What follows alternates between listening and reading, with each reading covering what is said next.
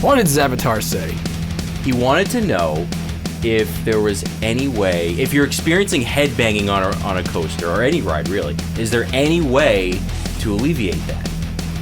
Well, as we know, you have to ride with the coaster. That's how you do it. Dragonfire taught us that.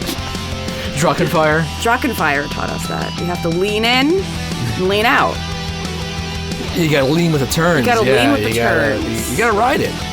You gotta ride it. You gotta ride it, is what it comes down to. You gotta ride with it.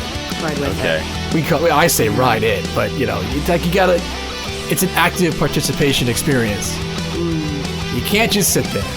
Yeah. The best rides are not necessarily just easy chairs that take you away. It's, Arrow especially, of course, I love Arrow. You gotta ride them out. We talked about this on the Arrow episode. So that is a good point. That is a big part of it. In my response to his email, I mentioned the SLC because that always bangs my head around. And I haven't really found a good way to ride that one. My natural reaction is to stick my head as far forward outside of the over-the-shoulder as I can. It doesn't really work. Yeah. I remember doing that years ago on the premieres before they established their lap bar restraint when you had Chiller at Great Adventure, which is long gone. Wow. And that had over-the-shoulders originally. And then the two Flight of Fears were like that.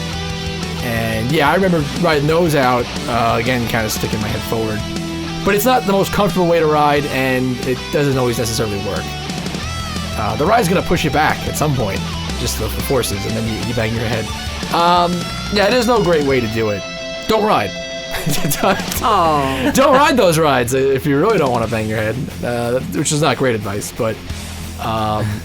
Well, you should ride the rock and roll coaster if you really want to headbang. Why do you say that? Because it's rock and roll! Oh. It's headbanging. It's extreme rock and roll. It's Aerosmith. It's the most extreme rock and roll you can have. Oh boy, yes it is. Well, speaking of Chiller, I remember going on it and they told anyone who had earrings to take their earrings out prior to getting in the ride. I remember that. Yeah. So I don't know if warning. that's Star Wars earrings. You might want to take your earrings out before you go on it. Yeah, there's no real strategy though. Well, if you had learning the ride, sticking with it, learning the ride, and then being able to kind of anticipate where it is rough.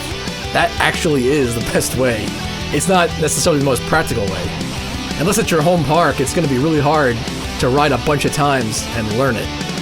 But that really is kind of the best thing you can do. If you love the ride, but there's rough parts that you don't like, I think just riding it a lot and learning how to move with it is really the best strategy.